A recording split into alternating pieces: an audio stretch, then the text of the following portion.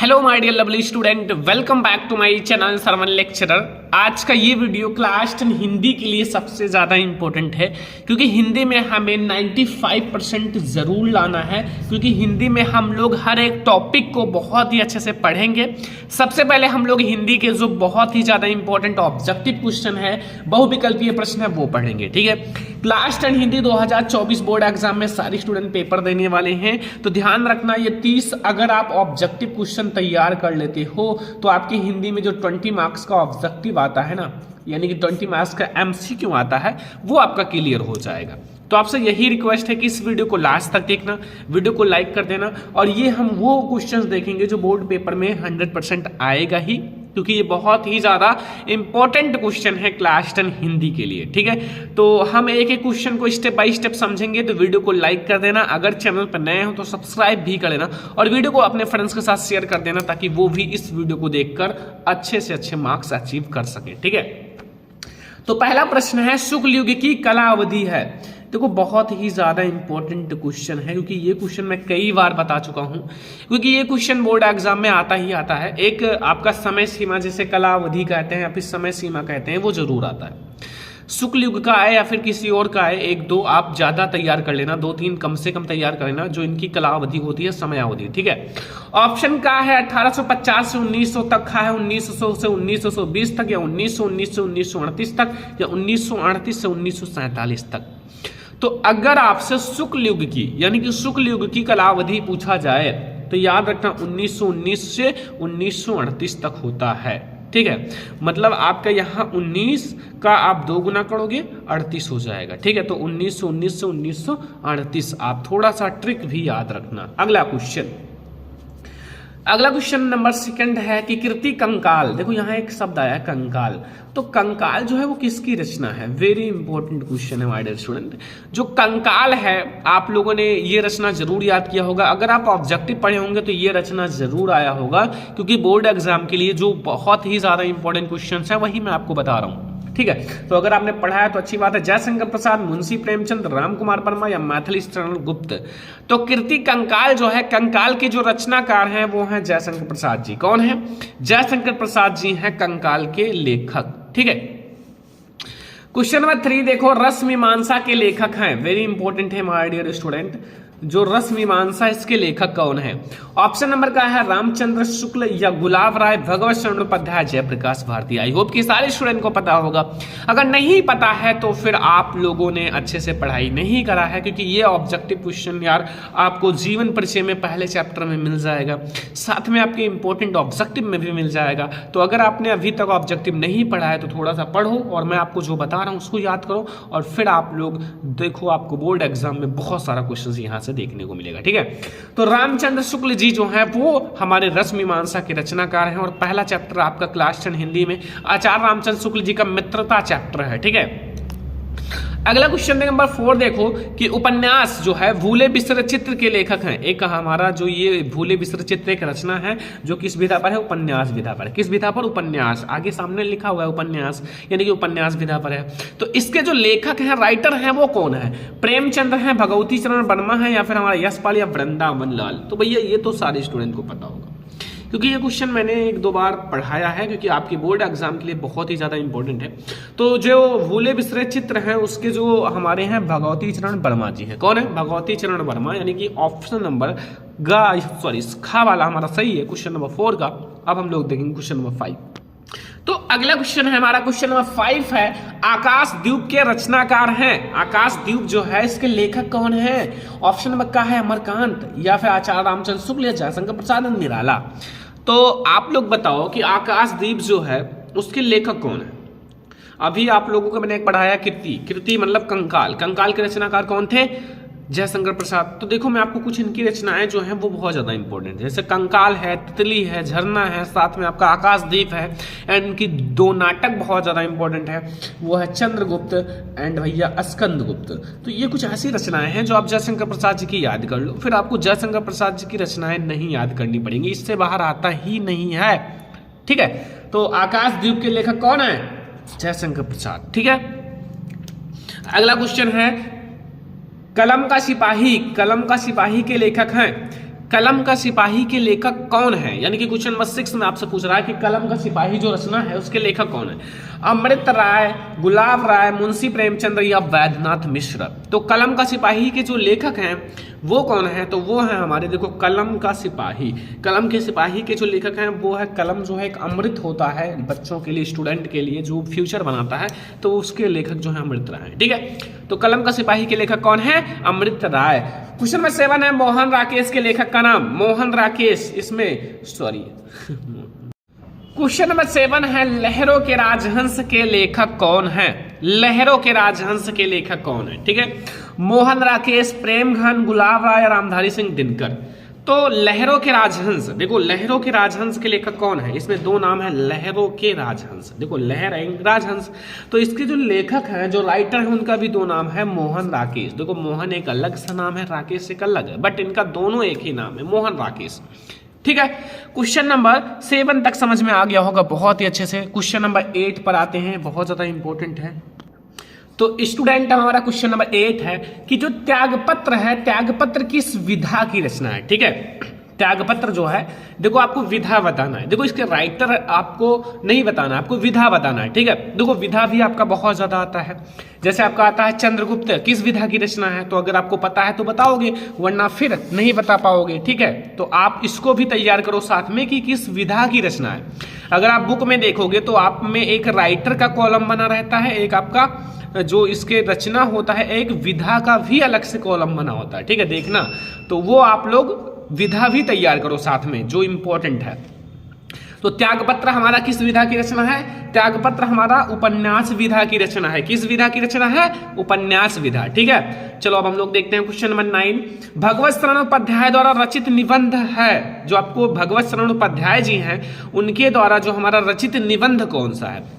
ठूठा आम, ठेले पर हिमालय, दृष्टिकोण, नदी की उद्योग, तो वो है बच्चा ठूठा आम। ठीक है, ठूठा आम जो है वो है भगवत शरण उपाध्याय जी का रचना या फिर भगवत शरण उपाध्याय जी द्वारा रचित निबंध। तो ये हमारा क्वेश्चन नंबर 9। अब हम लोग देखेंगे क्वेश्चन नंबर 10।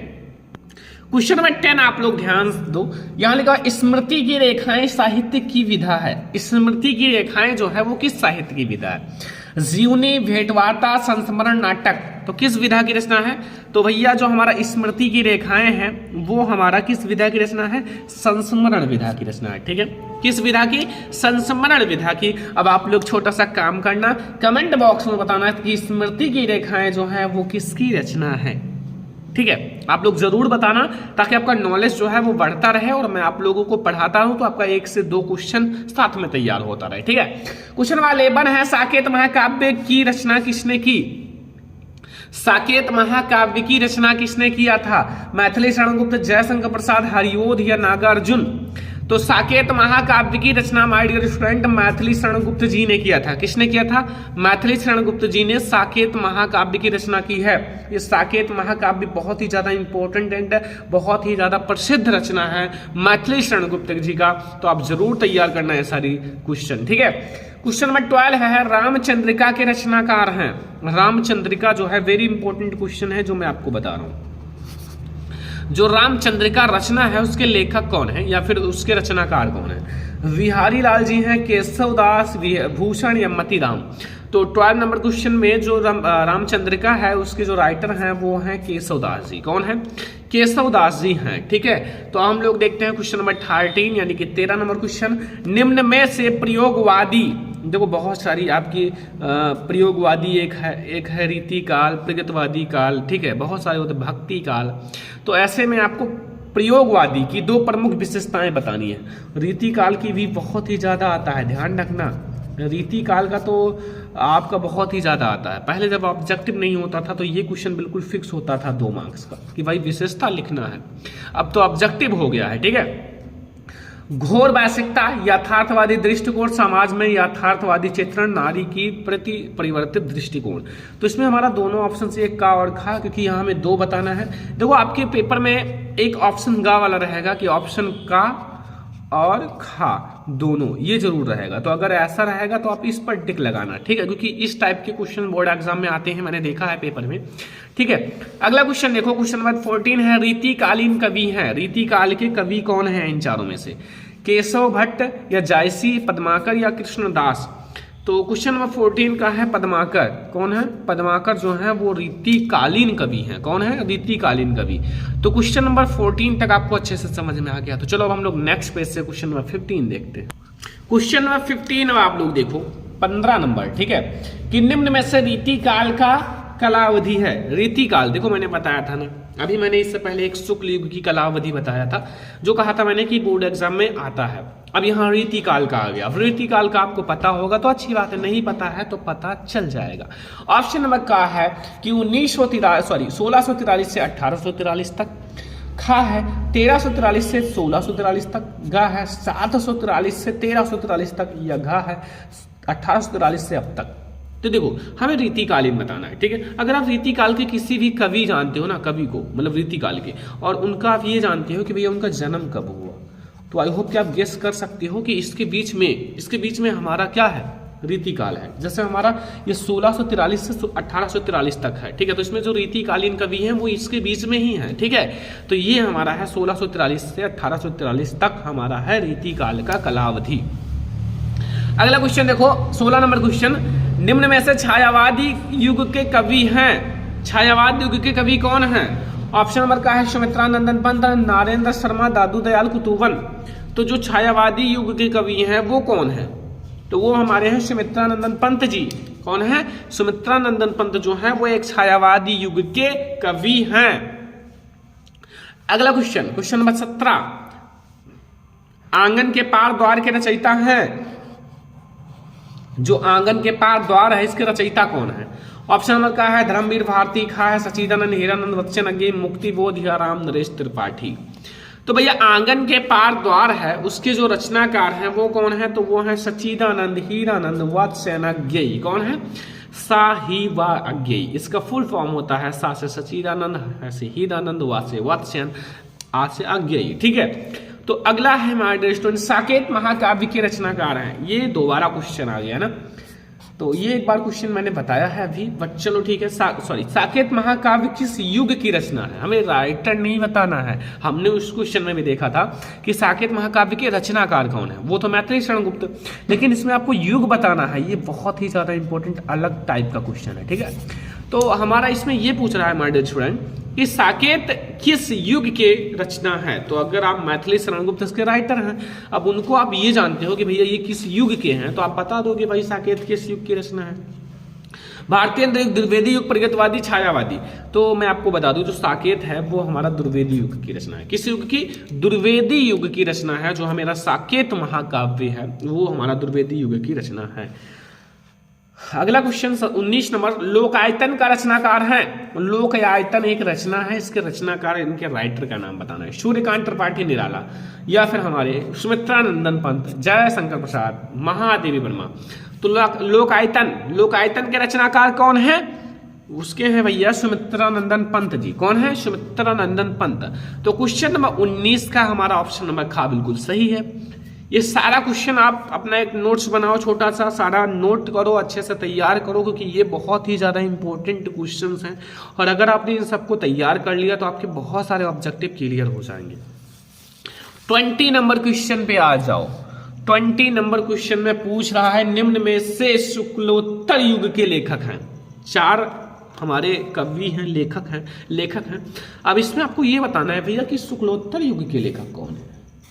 शुक्लोत्तर वासुदेव शरण अग्रवाल, प्रताप नारायण मिश्र, श्याम सुंदर दास, प्रताप नारायण।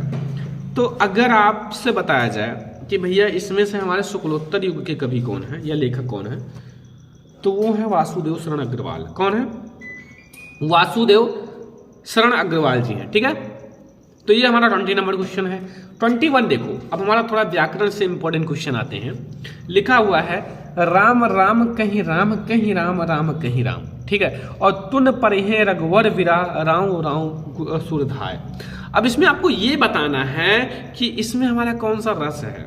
तो इसमें देखो, अगर देखो विरह का मतलब होता है रोना, ठीक है, करुण रस, यानी कि इसमें हमारा शोक हो रहा है। मतलब इसमें चिंता, रो, ठीक है, जिसमें रोना धोना ये सब आए, किसी मनचाही चीज का नष्ट हो जाना, वो हमारा भैया करुण रस होता है। देखो आपका बोर्ड एग्जाम में हास्य रस या करुण रस ही आएगा। हास्य रस का मतलब होता है हंसना, ठीक है, और करुण रस का मतलब होता है किसी मनचाही चीज का नष्ट हो जाना, शोक होना, क्योंकि हास्य रस का स्थायी भाव ही होता है हास्य, और करुण रस का स्थायी भाव शोक होता है। तो इससे आप बता सकते हो ना। 22 नंबर क्वेश्चन है, रूपासी तेरा घन केस पास, इसमें भैया अलंकार बताना है। रूपासी तेरा घन केस पास पास, इसमें आपको कौन सा अलंकार है? देखो अगला यानी कि ऑप्शन है रूपक श्लेष उत्प्रेक्षा उपमा। देखो इसका मैं एक, देखो इसी क्वेश्चन के लिए एक छोटा सा ट्रिक समझ लेना कि भैया रूपासी तेरा घन केस पास पास में हमारा कौन सा अलंकार है। देखो इसमें क्या है, आगे रू लखा ना, रू से वो रूपक, ठीक है, तो रूपक अलंकार हो जाएगा। देखो थोड़ा सा आप ट्रिक याद रखोगे, जिंदगी भर याद रहेगा, कभी नहीं बोलोगे। देखो रू से रूपक, अगर रूपासी आ जाए तो ध्यान रखना कि रूपासी तेरा घन केस पास, तो ध्यान रखना कि रू से रूपक अलंकार, और रू से रूपासी, ठीक है। तो ये तो अब आप कभी नहीं भूलोगे। अगला क्वेश्चन 23, सुन केवट के बैन प्रेम लपेटे अटपट, और विषय करुणा एन चिताई जान की लखन तनु। इसमें आपको पंक्ति में कौन सा छंद है? चौपाई है, रोला है, सोरठा है, दोहा है। तो माय डियर स्टूडेंट इसमें हमारा कौन सा छंद है? तो इसमें हमारा सोरठा छंद है। कौन सा है? सोरठा छंद है, ठीक है। अगला 24, आज निश्चित होकर सोया जाएगा, इसमें हमारा कौन सा प्रयुक्त वाच्य है? तो देखो इसमें हमारा कृतवाच्य है, कर्मवाच्य है, भाववाच्य है, कोई नहीं। तो इसमें एक निश्चित है, मतलब हमारा कि भाई आज निश्चित होकर सोया जाएगा। इसमें एक भाव उत्पन्न हो रहा है, भाई निश्चित होकर, कोई टेंशन नहीं, बढ़िया से सोएंगे, एंजॉय करेंगे। तो ये हमारा है भाववाच्य, ठीक है। तो ये हमारा हो गया भैया 24 नंबर क्वेश्चन। अब हम लोग आते हैं 25 नंबर क्वेश्चन की ओर। सारा क्वेश्चन कंप्लीट कर लेना है, एक एक क्वेश्चन को अच्छे से देखेंगे और आप लोग ध्यान से समझ। देखो परि उपसर्ग लगाकर सही शब्द बनाइए। परि, आगे आपको परि लगाना है और सही शब्द बनाना है। परिपूर्ण, परामर्श, पुरुषोत्तम या फिर परीक्षण, ठीक है। तो परि आगे लगाओ, परि का मतलब होता है परिपूर्ण, आगे परि लगा हुआ है, देखो ये आगे, ठीक है, परि, तो ये हमारा परिपूर्ण हो जाएगा। अगला 26, इसमें लिखा हुआ अनुच्चर शब्द में प्रयुक्त उपसर्ग है। अनुच्चर, जिसमें अनुच्चर है ना भैया, देखो अनुच्चर में आपको बताना उपसर्ग क्या। देखो आपका उपसर्ग का टॉपिक है, प्रत्यय का टॉपिक तो कट गया है, तो उपसर्ग ही पढ़ना है। तो अब आपको ये पता होना चाहिए उपसर्ग का मतलब होता है, ऊ से का होता है आगे, मतलब ऊपर, मतलब आगे, इसका आप समझना, ठीक है।